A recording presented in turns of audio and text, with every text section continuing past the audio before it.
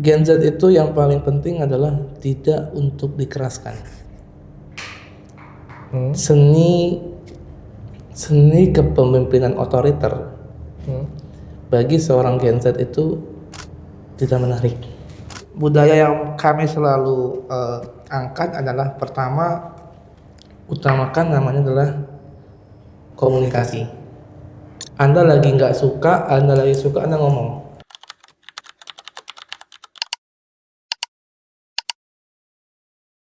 Oke, assalamualaikum warahmatullahi wabarakatuh. Hari ini kita sedang bersama salah satu konsultan pendidikan, dosen, dan sekarang sedang merangkap menjadi human capital di Kaskuer Batam. Ini dia Robi Kurniawan. Ya? Itu nggak nama Robi Kurniawan? Betul, belum ganti. Beliau merupakan senior saya di SMP, terus senior saya juga di SMA. Sama dengan Pak Jul kemarin ya. Pak Jul ya, kemarin Pak Jul datang kan. Udah ya. Bahas soal SMA 3 juga nih. Jangan bahas soal SMA 3 gila ya. Banyak kali SMA 3 udah dibahas ini. Kesibukan sekarang apa, Bang? Lagi nggak sibuk hari ini. Hari ini lagi nggak sibuk ya? Nggak sibuk. Kalau hari Senin sibuk? Kalau sibuk saya nggak kemari. Iya. Kesibukan ya biasa, berjuang di jalan Allah. Masya Allah.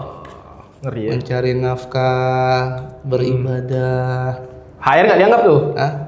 Itu bagian daripada ibadah. Bagian dari ibadah. Jadi pekerjaan adalah ibadah. Iya, menjadi human capital manager itu adalah ibadah. Di Memberikan lahan pekerjaan di mana? Di Kaskuer. Kaskuer Batam. Memberikan lahan pekerjaan. Ya, memberikan tempat untuk mereka mencari nafkah. Untuk Itu kan ibadah. untuk Untuk siapa? Keluarga mereka juga.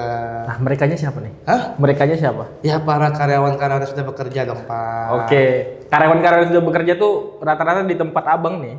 Orang Batam apa luar Batam? Alhamdulillah semua orang Batam. Wah, kenapa ada alhamdulillah orang Batam semua? Bapak jangan paci-paci begitu, Pak. Tapi saya bisa pastikan alhamdulillah sebagian besar KTP Batam, KTP Pak. Batam, ya? Iya. Karena kami udah di warning, Pak, seluruh HR se-Batam ini tidak boleh menerima di luar Batam, Pak. Alasannya kenapa? Ya kasihan, Pak, orang Batam aja yang belum kerja, Pak, mau menerima orang luar gimana kira-kira? Bapak ada aja. Pak tahu nggak, Pak? Tiap minggu, tiap 2 minggu sekali itu kapal PLN turun, Pak, di pelabuhan Batu Ampar, Pak. Iya, memang jadwalnya 2 minggu sekali kan. Iya kan? Berapa ribu orang turun tuh, Pak, nyari Jalan-jalan. kerja. Di Batam tuh tingkat pariwisatanya tinggi. Pariwisata tinggi. Iya, bukan tapi untuk kerja. tapi kalau ada kesempatan bolehlah diambil Boleh. sekalian. Iya. Emang semua orang kayak gitu, nggak di Batam aja sih, ke Singapura juga bisa gitu, jangan-jangan tuh awal nih. Sebulan 2 bulan nggak dapat kerja pulang. Iya. Gitu biasanya. Iya. Dapat pun kerja, pulang dulu, balik lagi. Balik kan? lagi biasanya gitu. Ya pulang-pulang 1 bulan 2 bulan habis Iya. kontrak kan. Cek paspor aja. Apa suka mancing-mancing kan? Gak mau gak? Gimana rasanya jadi HRD di salah satu, ya mudah-mudahan jadi mall terbesar lah nanti ya. Misalnya Yes. jadi mall yang terbesar lah. Apalagi kita tahu Kaskuer itu bekas Kepri Mall dulu kan. Lokasinya sangat-sangat strategis. Gitu. Gimana rasanya jadi human capital di sana sejauh ini? Sebentar, Pak, sebelum mencapai ke sana saya jadi bingung nih. Kaskuer nggak ada bayar, Pak? Nggak ada bayar. Oh. Belum. Siapa tahu nanti. Belum. Boleh sih. Mari mau muncul nih, boleh, Pak ya? Boleh. Boleh muncul nih, Pak? Boleh. Nanti saya follow up nanti, Pak, ke saya punya atasan nanti. Boleh. Oke. Hal menarik bagi saya untuk bisa bergabung di Kaskuer, apalagi menempati posisi yang strategis bagi beberapa orang. Ya, saya takut setelah ini dipublish saya bakal diteror orang, Pak. Untuk Pak, ada lowongan kerja, Pak. Ada lowongan kerja, Pak. itu semua memang orang nanya itu, Bang. Semua orang memang nanya itu. Iya, apalagi Bapak as a owner kan juga ditanya-tanya orang kan. Owner B Group. B Group kan? Nggak ada nih. Iya, B Group. Kanang Berkah. Iya, B Group kan. Berkah Group. Berkah Indonesia Gemilang. Mantap. Ya. Keren. Beda sama Big Five, beda. Oh, beda ya? Beda. Lanjut. Kok sama saya, Pak? Oke, pada prinsipnya gini, Pak. Posisi human capital strategis, apalagi dengan posisi yang Bapak sampaikan tadi, saya nggak perlu sebut nama jabatan dan sebagainya. Ini tempat baru, Pak. Jadi hal menarik yang akhirnya saya menerima pinangan dan tawaran daripada K-Square Mall ini adalah di sini kita start from zero. Jadi karyawan itu kita bisa setting dari awal, kita rekrut dari awal, kita bilang dari awal. Karena pada prinsipnya itu fondasi di awal itu adalah memang ketika kita mulai dari merekrut. Banyak orang bilang bahwa human capital itu kayak nggak ada guna. Ya kalau udah selesai terlihat seperti itu. Padahal mereka lah orang yang pertama kali menentukan apakah orang-orang yang akan berputar di dalam operasional ini bisa membantu perusahaan menuju visi misinya. Ya sebagaimana Bapak dalam merekrut tim Bapak juga pastikan cari orang yang sejalan. Betul. Kalau nggak sejalan ya kalau bisa kita bina, kalau nggak kita bisa kita bina ya Nggak dibinasakan loh. selesaikan Pak. Selesaikan. Nggak boleh Pak binasakan Pak. Itu bahasa zaman dulu Pak, nggak boleh Pak. Bapak mancing saya Pak ya. Oke. Iya. Jadi Perasaannya menyenangkan Pak. Nano lebih tepatnya. Bapak pernah nggak di PHP nama calon karyawan Bapak? nggak pernah sih. Belum pernah ya. Belum pernah sih. Saya udah kasih LOO Pak, offering letter, kamu diterima di bagian ini, gajinya segini. Sebelum saya terbitkan Pak, udah telepon Pak, saya punya SPV Pak, konfirmasi ulang. Oke, saya akan terima Pak, saya tunggu penawarannya, Nomoran ya. kerjanya. Penawaran keluar saya undang ke kantor. Ke kantor ya, tanda tangan penawaran. Tanggal sekian masuk kita tanda tangan kontrak. Pak, mohon maaf Pak, nenek saya meninggal. Pak, mohon maaf Pak, saya harus pulang kampung. Pak, mohon maaf saya harus gini. Dan kodarulahnya ada beberapa calon yang dengan alasan yang ya seperti tadi. Saya jumpa di jalan. Belum pulang kampung dia. Belum pulang kampung dia. Berarti dia bukan orang Batam kalau gitu. Ya kan udah kampung kan. Gitu Pak. Jadi ada beberapa kejadian lah ya orang yang ya ibaratnya tidak bisa dibilang itu tidak menghargai nggak sih Bang kalau kayak gitu? Bisa Dibilang kayak gitu Mas ya? ya. Maksudnya kalau itulah menjadi akhirnya saya punya sebuah apa ya, dengan adegan itu ya sudah, nama tersebut saya blacklist. Bahkan di setiap grup company kami. Jadi kami punya grup, ya saya nggak usah sebut mereknya. Ya saya akan sampaikan ke pusat, namanya blacklist saja udah. Besok kalau dia masuk di perusahaan grup kita, jangan terima. Karena apa? Komitmennya nggak ada. Dari awal aja belum ada komitmen gimana kita mau kerja bareng gitu loh bahasanya. Iya. Dan bahkan ya mohon maaf kalau beberapa itu saya juga, kita ada forum HR. Ya kadang kalau saya udah kesel banget gitu ya, bukan main hati ya, saya akan tanya ke teman-teman kalau ada seperti ini gimana. Ya udah Pak, nanti kalau memang ia ngelamar ke kami, ya kami tidak akan panggil gitu. Tapi saya nggak sebut namanya. Oke sih. Biasanya mereka kan akan japri saya, Pak siapa Pak namanya Pak, boleh lihat temennya Pak segala macamnya ya. Baru kita share. Kalau enggak ya kita nggak share. Pada prinsipnya sih saya jarang sih gituin. Cuma saya ngasih mereka dari awal, mengedukasi lah. Karena background saya adalah as a pendidik, saya mengajarkan mereka bahwa hari ini mencari kerja nggak semudah yang Anda kira. Betul. Hari ini kalau Anda bilang cari pekerjaan itu susah, kita di sisi perusahaan juga mencari pekerjaan juga susah. Ya, padahal dengan kondisi angkatan kerja tuh banyak. Banget. Batam apalagi, Betul. pengangguran banyak.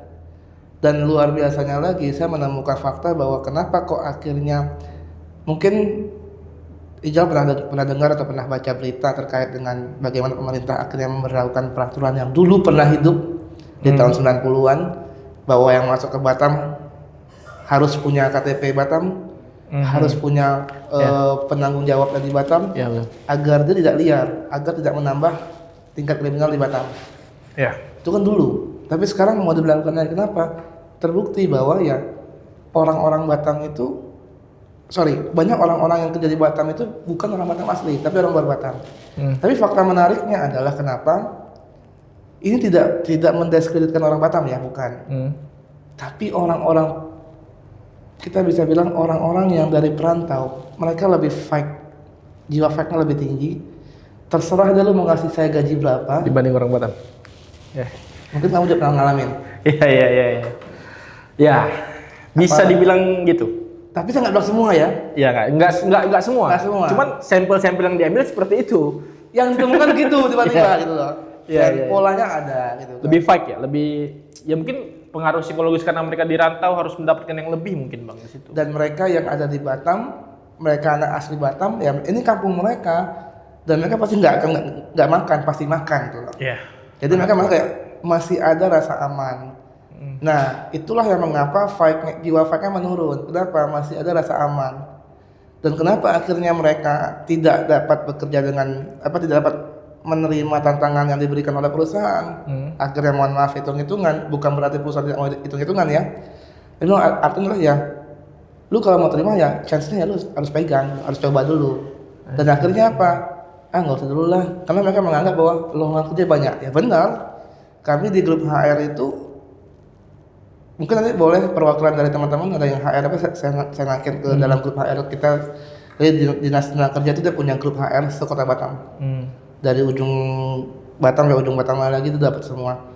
Kita bahkan akhirnya tim HR kita nggak mau dikecewain. Akhirnya kita buka lowongan dah. Kan lucu ya, HR buka lowongan di grup HR. Mau ngapain coba kira-kira? Rekrut HR lah. Enggak, Dari rekomendasi. kadang operator, yang kadang molding, editing dan sebagainya. Kenapa? Tadi jawaban benar, relasi. Jadi HR itu bukannya kita nggak mau capek, bukan. Tapi kalau ada sesuatu yang tidak kita inginkan, kalau by recommendation, Lebih ada pertanggungjawabannya. lebih gampang pertanggungjawabannya. Kayak gini, ini aku skupnya soal HR lah, soal HR di Kota Batam. Berarti betul nggak? Kadang-kadang kan kalau aku sosial media kita scroll, baca. Jadi kerja di Batam tuh nggak penting skill, yang penting relasi. Seberapa akurat pernyataan itu dari 1 sampai 100? Ini agak berbahaya Pak ya, karena mau publish apa namanya Pak ya. Tapi begini, Anda punya relasi pun, tapi kalau Anda tidak punya kompetensi, percuma. Betul. Kita juga nggak akan terima. Justru malahan kita terima, oke, you punya relasi, ginilah. Saya sekarang di K-Square nih. Kamu punya keluarga. Ya, saya butuhnya orang editing yang bisa pakai semua aplikasi, mau desain maupun editing video, mau pakai yang berbayar maupun yang free. Terus tiba-tiba kamu ngasih saya rekomendasi, misalkan si Ujang namanya. Ujang ya? Ujang. Atau Ijang. Ijang, boleh Ijang aja. Ijang aja kali ya. aja. Ijang aja. Ternyata Ijang cuma bisa ngambil video. Dia nggak bisa editing. Saya butuhnya orang editing. Karena ngambil video itu menurut kami semua orang bisa, tinggal pegang doang kok, tinggal ngambil shoot doang. Yang ngambil video ya? Iya. Tapi Ijang cuma bisa ngambil video, editingnya nggak bisa. Sekarang Bapak sebagai perekomendasi, pride Bapak juga kena loh Pak. Nah Bapak juga kena. Iya. Kata Bapak bagus, saya udah interview nih Pak. Mana nggak bagus? Iya, masalah. Nah, maka statement itu pendukung. Relasi itu pendukung atau skill itu pendukung? Relasi itu pendukung. Oke, berarti lebih tinggi tingkat kompetensi dibanding dengan relasi. Betul. Kamu punya kompetensi, kamu ahli, bahkan bukan kamu yang nyari kerja, orang yang nyari kamu. Saya tadi pagi banget, saya buka LinkedIn. Udah seminggu saya nggak buka LinkedIn, saya buka LinkedIn. Tiba-tiba ada orang, "Hai Pak Robi, ingat saya nggak?" Cewek. Saya ingat ini orang. Siapa ya? Sorry ya Mbak, mohon maaf. Kita sepertinya pernah jumpa, tapi di mana ya? Tolong bantu ingatkan saya. Halo Pak, saya ini. Kita pernah jumpa di kegiatan sosial dalam rangka untuk pembersihan lahan di daerah sini Pak, di pulau ini. Iya, saya ingat. Mbak PT ini kan? Iya, saya udah pindah sekarang PT ini Tanjung Uncang. Oke, gimana Mbak? Ada apa? Sekarang sebagai apa? Pak, kita lagi butuh HR manager. Terus saya bilang, Pak beringat. Artinya apa? Ketika kita sudah fokus di sana, dan kita orang akan mencari kita. Oke. Nah, that's why makanya kompetensi paling penting dan relasi itulah pendukung. Ya berarti bisa dibilang anggapan orang soal Batam tuh kalau Batam tuh harus kerja dengan punya relasi dan segala macam bisa dibilang agak keliru lah. Tidak sepenuhnya keliru tapi agak keliru di situ karena ya karena relasi itu sebuah pendukung bukan sebuah Betul. ini utama gitu. Ya, sebagaimana Anda hari ini Kenapa tuh dari ini? atas nama relasi dan hubungan kita sebelumnya dong, komunikasi sebelumnya. Ya. Ya, kita pernah bareng-bareng kan di awalnya. Iya. Akhirnya kita bawa ke Anda, saya yang akhirnya ini, terus Anda tetap di sini kan, dan akhirnya Anda bisa berkembang hari di sini. Dan saya berjuang dengan saya punya link saya sendiri gitu maksudnya. Artinya emang dua-duanya penting. Dua-duanya penting. Anda pun punya kompetensi, Anda nggak punya kenalan, siapa yang kenal Anda? Ya, maksin. Di situ. Banyak itu di luar sana, saya punya kompetensi. Tapi dia nggak punya relasi. Kamu bilang kamu hebat editing video, tapi kamu nggak pernah ngasih tahu kamu pernah ini apa. Contoh lah, bisa pegang video, bisa pegang kamera. Tapi sampel aja tukang foto wedding lah bahasanya gitu. Lu lebih hebat foto, cantik semua foto lu, tapi lu nggak bisa punya klien. Iya. Relasi awal mula uang Anda. Relasi? Awal mula uang Anda. Iya. Masuk akal. Dimanapun kamu berada, kamu hari ini di kandang berkah. Dengan relasimu, kamu bisa jualan nggak? Jualan kandang berkahnya, jualan sobat kopinya, jualan sebagainya. Iya. Kalau situ. Nah, kesana ya. Makanya kenapa kalau dalam agama, agama ini Ustaz. Insyaallah. Hajah. Ya. Silaturahmi itu menambah rezeki. Oke. Rezeki itu ada banyak lagi kan? Kesehatan juga rezeki. Betul. Uang juga sangat. Masih bisa nafas juga ada rezeki. Betul. Dengan silaturahmi ya rezeki. Hari ini silaturahmi kan dari sekian lama kita obrolan di kedai kopi biasanya tiap hari Rabu malam Kamis sebelum saya pergi ngaji kamu nyulik saya. Ini agak formal ya. Formal lah saya bisa bilang karena saya nggak boleh ngomong sembarangan soal sini.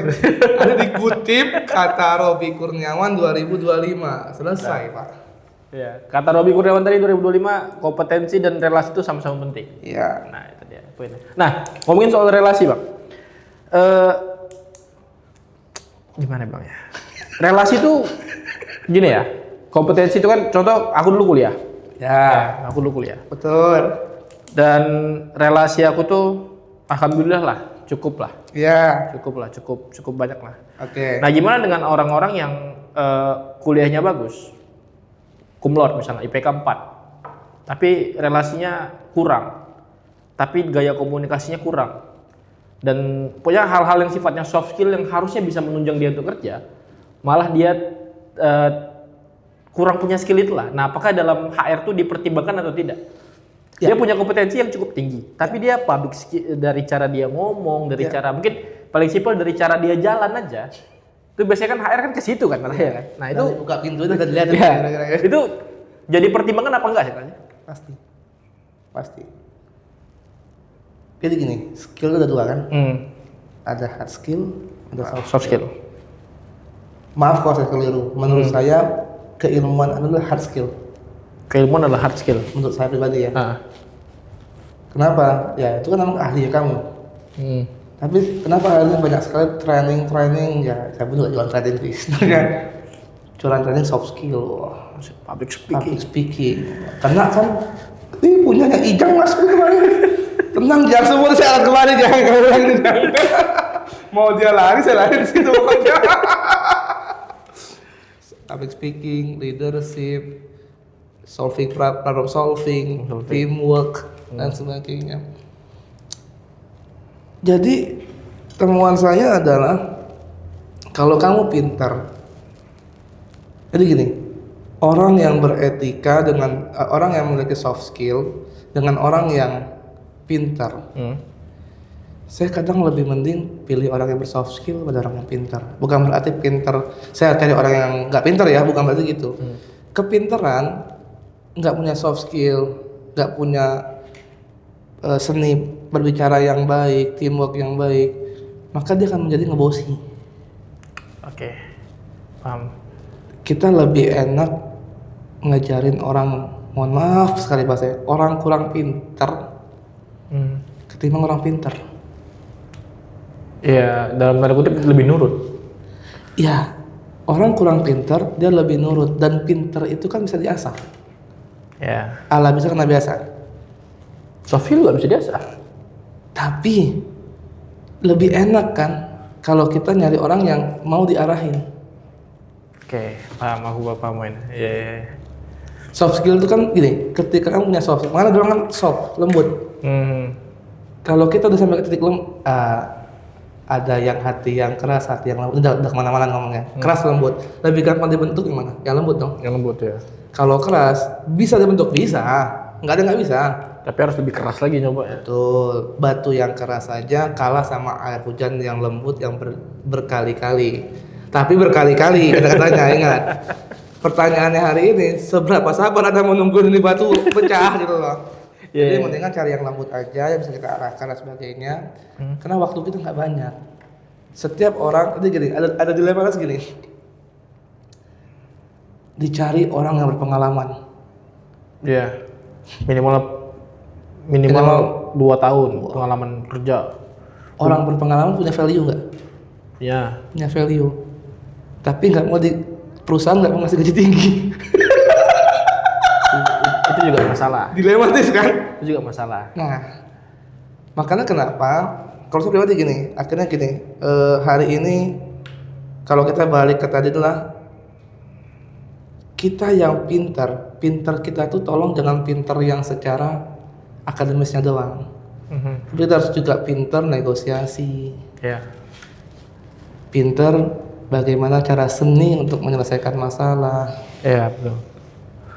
Dan ada di perusahaan sebelumnya saya ada sempat dapat kepintaran.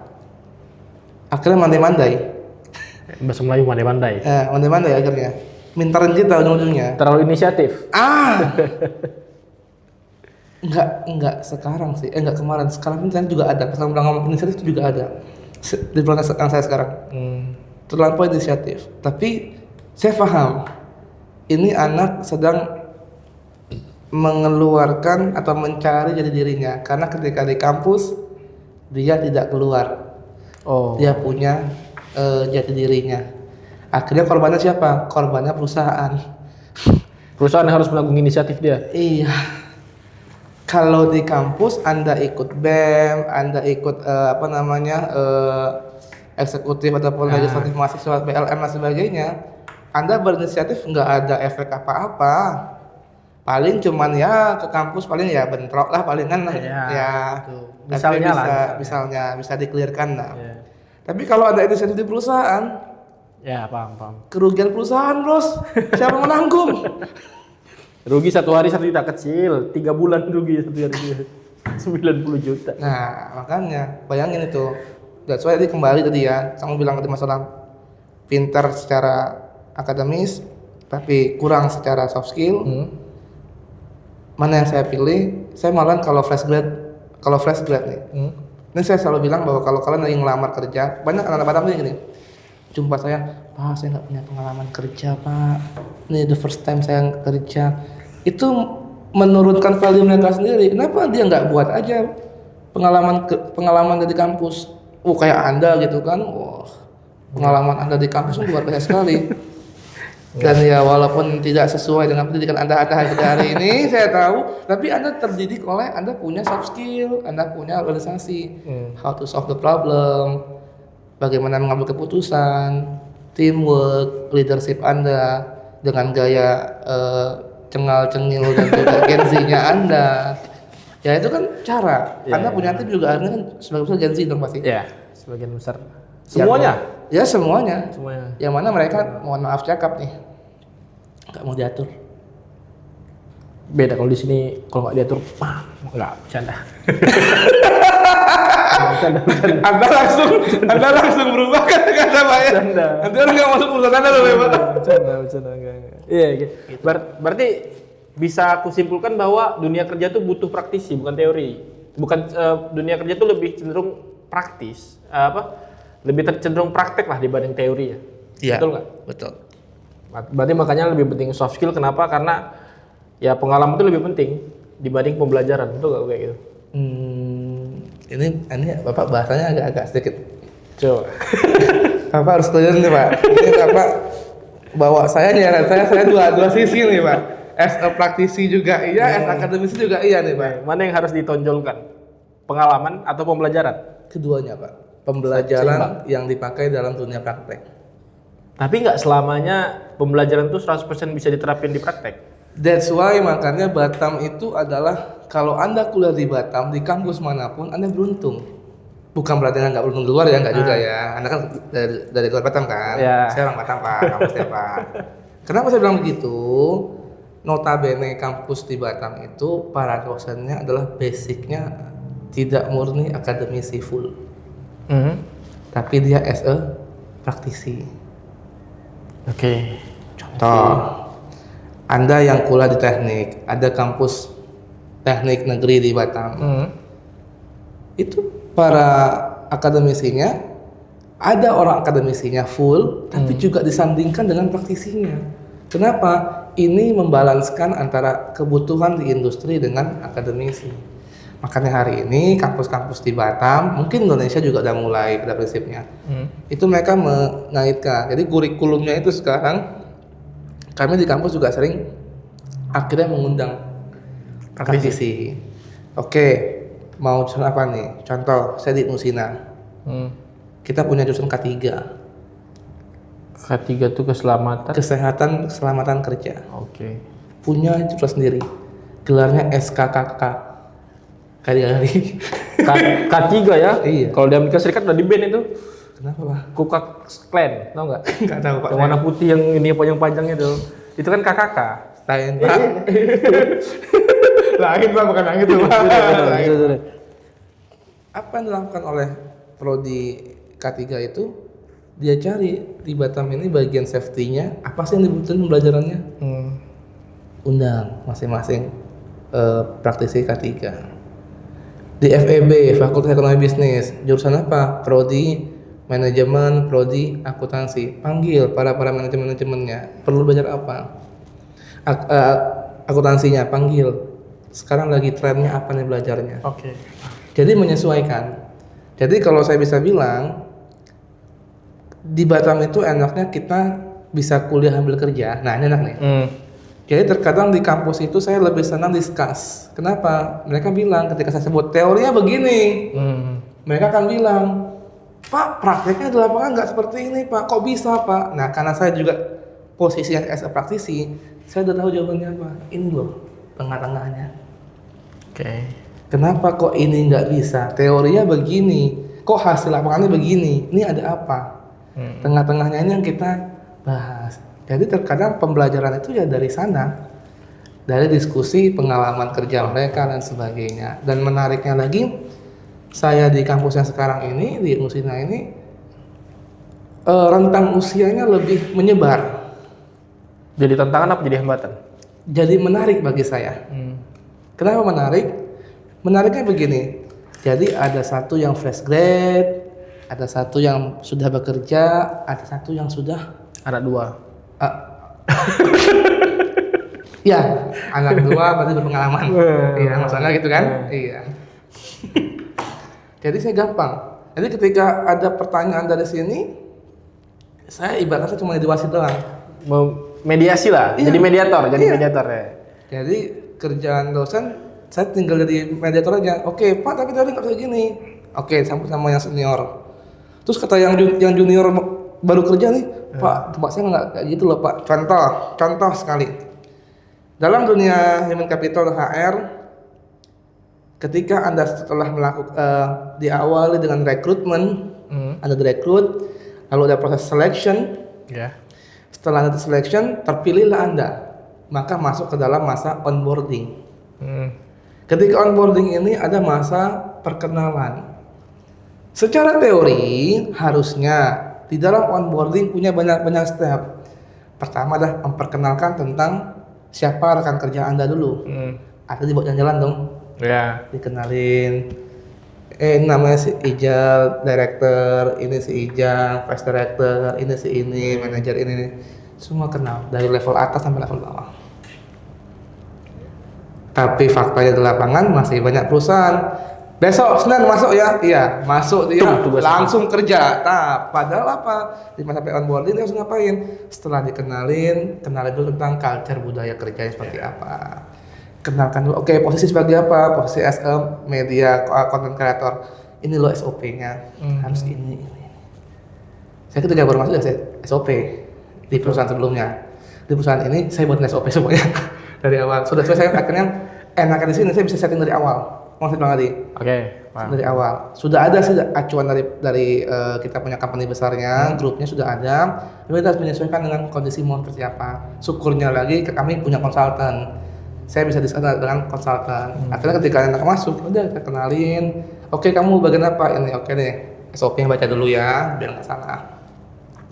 3 bulan itu probation lah ya mereka untuk belajar menyesuaikan. Dan karena masih baru ya Iwan itu kan, berarti harus membentuk budaya kerja dong. Mengikuti budaya kerja dianya. Oh, sayangnya, iya kita budaya kerja. Membentuk budaya kerja. Betul. Jadi ada masa di mana saya harus bersih tegang dengan budaya kerja yang sebelumnya di perusahaan pusat, karena dia as a big company kan grup. Sedangkan yang saya pegang sekarang adalah mall freestyle. Yang ada nggak bisa kaku, harus pakai celana kain, harus pakai kemeja, enggak. Pakai jas. Ini karena saya supaya keren aja sebenarnya. Kenapa ada ya? Kalau kita di mall biasa lah gaya anak mall. Oke lah pakai polo, set, celana jeans, sepatu boleh sepatu skate. Tidak harus pakai sepatu pantofel dong harusnya. Karena di mall kan. Nah sama kayak kamu di lapangan juga sama. Kamu pakai pantofel kena kayak kambing pantofel. Nggak bisa. Pakai sendal lah ya. Pakai sendal aja. Sendal kan malah lebih nyaman. Lebih nyaman sendal. Iya. Nah gitu-gitu tuh. Nah tapi ada nih orang-orang yang bekerja, mohon maaf, tidak mendeskripsikan lagi, tidak mengecilkan orang-orang ini. Karena memang faktanya yang nggak ada. Contoh kita masuk kerja di perusahaan yang skalanya belum besar lah. Ya, tadi kayak kamu bilang, masuk ya, ada, ayo jadi koki. Kalau di hotel jadi koki, nanti dikasih tahu dulu SOP bagaimana nih, di mana Anda mengambil ini barang-barang gimana, bagaimana proses penyucian sebagainya. Kalau kamu coba di warung makan pinggir jalan, pakai SOP. Pak saya mau kerja ya, yuk masuk, pam, potong, bawa. Bisa nggak bisa kok, cabut kok. Nah, akhirnya kan ada diskusi yang menarik di sana antara anak-anak fresh grade, junior sama senior. Nah ini pertanyaan menarik nih. Bisa dibilang kan sekarang lagi apa ya, tren ya? Lagi tren apalagi apa gitu? Apa tuh? Gimana cara membentuk budaya kerja untuk para Gen Z ini? Pasti banyak di sana itu Gen Z semua kan, rata-rata mungkin. Apa budaya kerja yang sebenarnya mau abang ciptakan dan apa yang sekarang, apakah budaya itu sudah tercapai sekarang atau lagi on proses atau ini kayaknya nggak bisa nih budaya kayak gini? Oke. Gen Z itu yang paling penting adalah tidak untuk dikeraskan. Seni kepemimpinan otoriter bagi seorang Gen Z itu tidak menarik. Tidak menarik atau tidak masuk? Keduanya. Kenapa? Saya bisa bilang tidak menarik nih. Kalau bilang tidak masuk, someday kita harus otoriter. Iya. Di momen-momen tertentu. Pasti. Tapi kan ada orang-orang sekarang yang tiap hari marah aja kerja terus, nggak ada yang benar. Misalkan dia bilang kamera, nggak gitu kan kameranya salah itu, pokoknya salah terus. Nyampe dia mau ke toilet aja jumpa kita, toilet sebelah kita, dia muter dulu ke belakang dulu. Karena takut. Karena takut, bukan karena segan. Atau karena malas. Malas direcokin. Iya. Nah, jadi budaya yang kami selalu angkat adalah pertama, utamakan namanya adalah komunikasi. Anda lagi nggak suka, Anda lagi suka, Anda ngomong. Contoh, kami adalah bisnis hospitality, pelayanan. Ya kan? Saya selalu bilang, semua, nggak cowok, nggak cewek. Kan ada tipe orang yang mut-mutan. Betul. Kamu kalau sebagai pelayan customer, kamu mut-mutan, kamu lagi mood yang nggak enak, customer nanya, Mas, sorry, sholat di mana ya? Situ. Pakai muncung gaya dan juga. Saya bilang, bermuka banyak itu kadang dibutuhkan dalam dunia pelayanan. Wajib. Ya. Jadi komunikasi. Lagi nggak suka ngomong. Maaf ya, saya lagi mens, saya lagi kambulan, saya lagi sakit. Jangan ajak saya ngomong dulu. Saya biasakan, ngomong. Atau saya lagi sakit ya, jangan ajak ngomong. Jangan ribut ya. Ngomong, komunikasi paling pertama. Kedua, flexibility. Anak-anak itu senang flexibility. Terlalu kaku,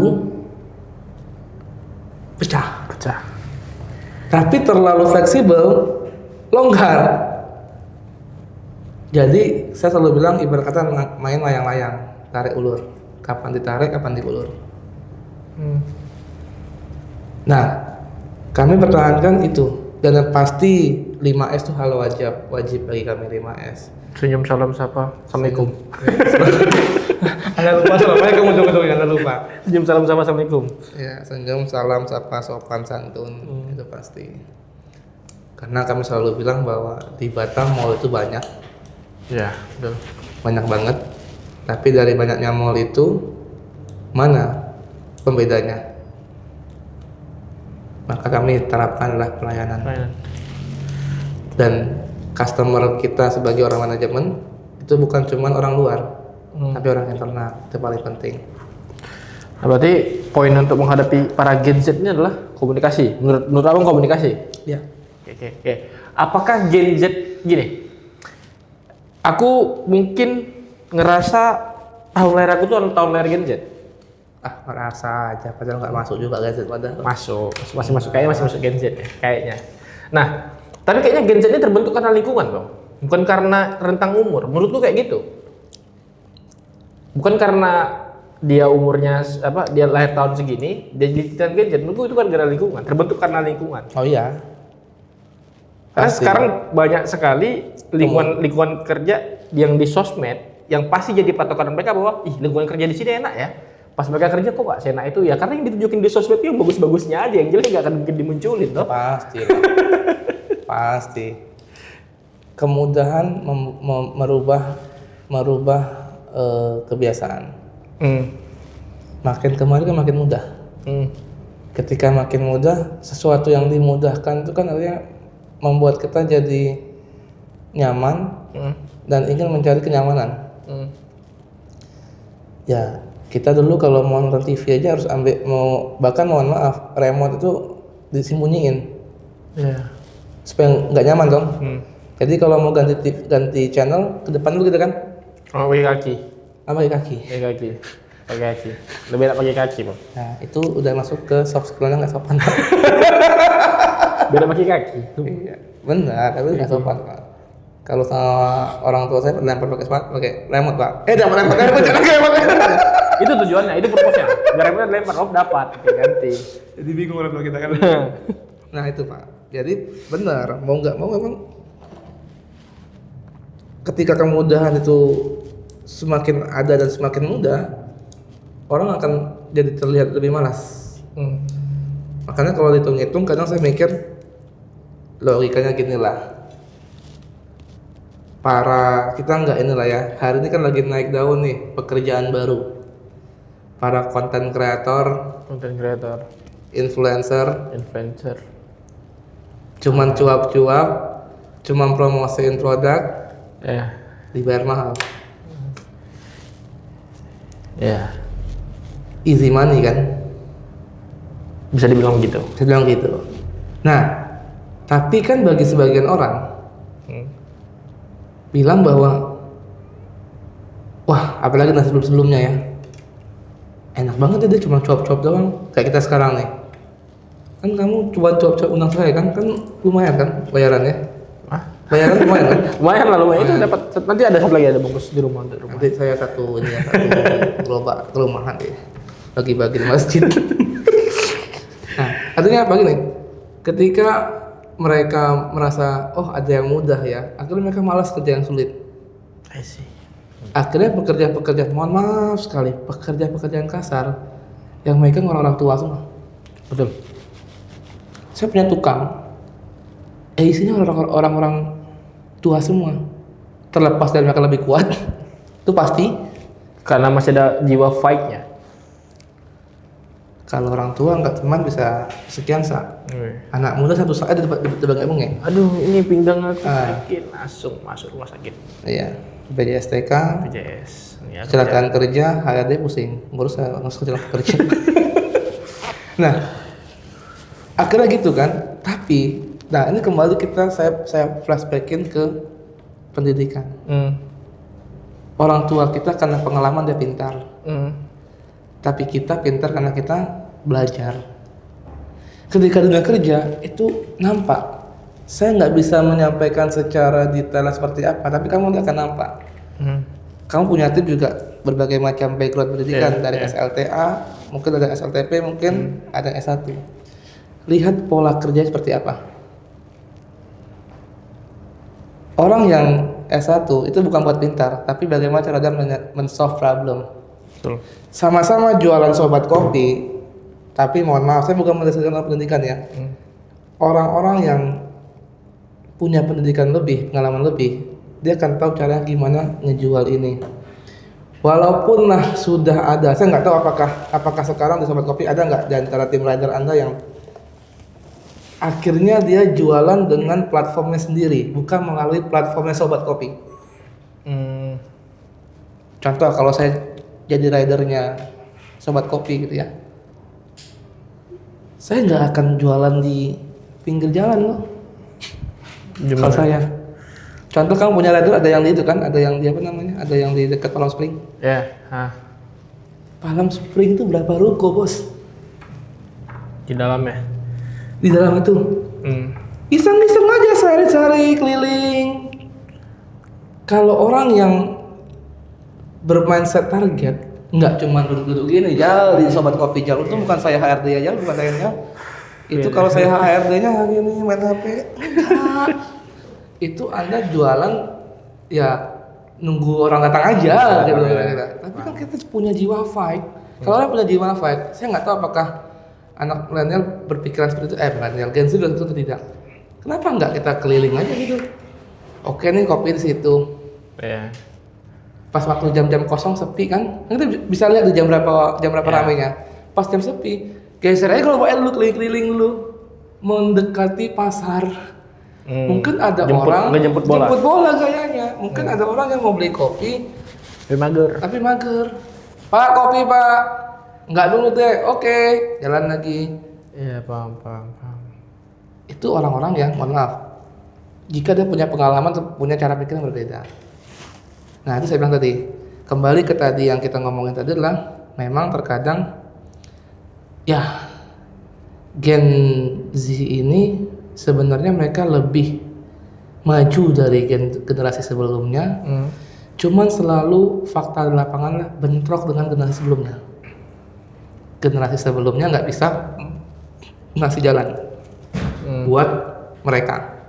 Sedangkan generasi yang sekarang ini mereka pengen kok dibimbing, cuman nggak ada yang bisa membimbing aja.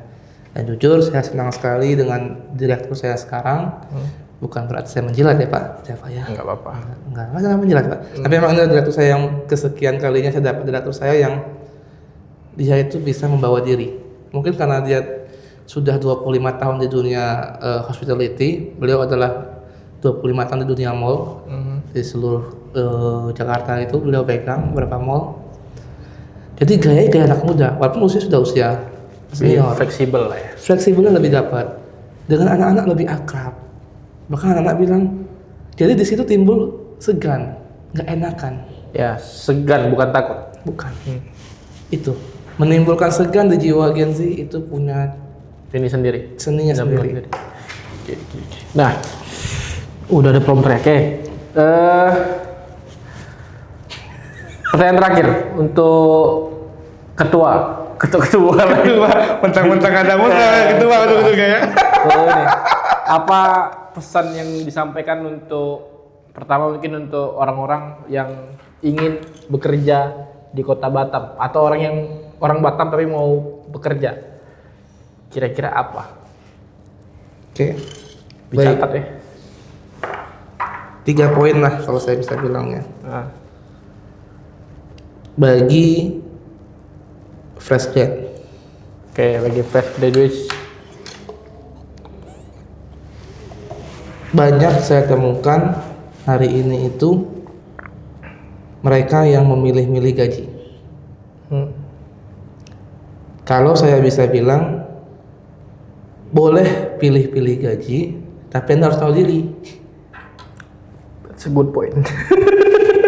Ya, Lu siapa? Lu mau minta gaji lu siapa? ya betul. Kecuali lu bilang, saya udah pengalaman Pak 3 tahun, saya pernah mendapatkan ini dan ini.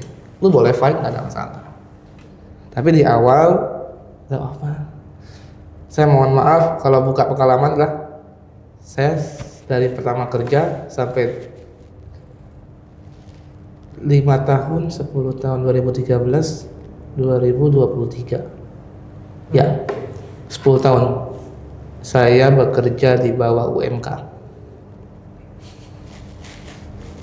Oke, lanjut. Setelah fresh graduate apa lagi? Fresh graduate. Artinya apa? Ya sudah, berapapun gaji yang Anda dapatkan di usia muda under 25, sebelum 25, yang Anda perlukan Anda perlu gaji untuk hidup. Tapi yang paling Anda butuhkan adalah pengalaman dan value Anda. Supaya bisa nge-offer gaji lebih tinggi. Di 25 tahun ke atas. Oke. Next. Kedua, untuk yang junior. Dengan jangka kerja berapa tahun nih? Junior ini saya bisa bilang jangka kerja di angka 3 Sampai 5. 3 sampai 5 atau 3 sampai 10. Oke. Anggaplah. Anda dapat kerja nih. Udah kerja. Tolong fokus di situ dan tambah pelan-pelan Anda punya skill. Karena Anda punya skill, contoh Anda marketing dulu dan sekarang beda. Dulu Anda door to door aman, sekarang Anda akan kalah dengan sosial media digital marketing. Tambah pelan-pelan. Kembali kan, kalau di sini kita banyak ngomongin soft skill. Di sini mungkin kita bisa bilang apa ya? Develop your skill ya. Develop setelah dapat soft skillnya, dikembangkan skillnya. Dikembangkan. Dan yang terakhir senior. Ini udah masa-masa menjelang. Ya, di atas 10 tahun. Atas 10 tahun atau hari ini senior itu kayaknya jarang ya. Oh, masih ada. Kelahiran di bawah 90 masih ada lah yang loyalitas tinggi.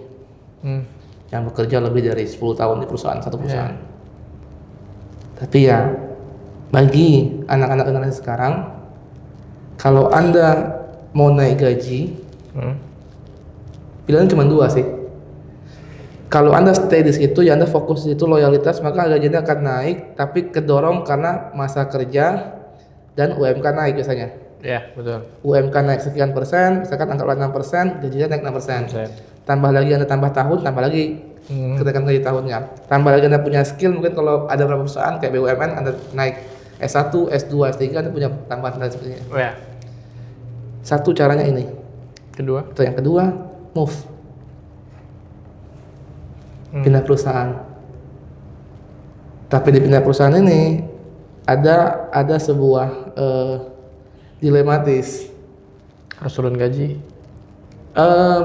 Mungkin ada yang turun gaji, ada kemungkinan turun gaji. Ada beberapa orang yang masuk perusahaan saya dari awalnya gajinya sekian, terus dia minta di sini sekian. Saya bilang, kamu kalau mau minta sekian, ya saya nggak terima. Saya punya offer sekian, mau atau enggak? Biasanya orang-orang senior ini kan, mohon maaf bahasanya, ini tinggal nunggu waktu. Perusahaan udah tengok nih, ini udah nggak perform nih, udah 20 tahun kerja nih. Mungkin udah habis masa produktifnya. Betul, mungkin. Atau dia juga tidak mau berubah.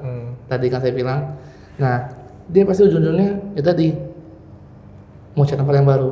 Tempat yang baru, syukur Anda punya nama, kembali relasi. Relasi di awalnya masih ke bawah sampai di akhir. Anda bisa lanjut gitu loh. Bahkan ada, mohon maaf, di lingkungan tangga saya sendiri, level paling atasnya ketika dia pensiun director. Gajinya dari 2 digit sampai 3 digit lah kurang lebih. Tapi anak-anak sudah bisa semua nih, maksudnya udah keluar semua dari rumahnya, udah pada punya anak semua masing-masing anak-anaknya. Tinggal berdua dong suami istri. Iya. Kalau dia kan dia udah pensiun nih, di perusahaan swasta kan nggak ada uang pesangon, nggak ada uang pesangon, nggak ada uang apa namanya? Pensiun. Bukan pensiun apa? Kalau kayak PNS kan masih ada uang Pensiun. Pensiun namanya. Swasta nggak ada. Nggak ada. Putus. Cuma pesangon di akhir udah selesai kita putus. Sedangkan dia kan harus tetap kerja kan, harus tetap menghidupi keluarganya. Walaupun ada beberapa bilang yang nanti anak kirim nggak bisa, selama masih harus kerja. Jadi konsultan, digajinya gimana?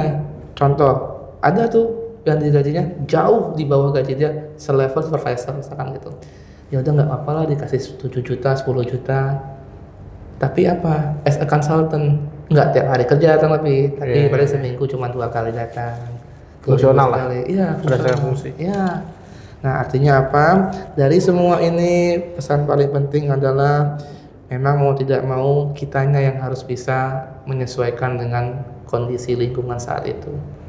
Hari ini saya ngomong gini, ya karena kondisi begini. Tapi mungkin 10 tahun lagi berubah lagi tuh, kayak yang bilang tadi. Beda generasi, beda lingkungan, beda tasnya, ya, beda budayanya.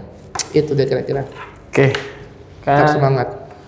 Kita cukupkan dulu pembicaraan di hari ini. Ya, sudah. Next mungkin nanti ada obrolan-obrolan lanjutan lah terkait dengan hal-hal lain. Insya Allah. Boleh, nanti setelah saya siap menjadi konsultan Anda konsep ini. Oke, terima kasih untuk Bang Tommy Kurniawan. Saya tutup. Assalamualaikum warahmatullahi wabarakatuh. Wassalamualaikum warahmatullahi wabarakatuh.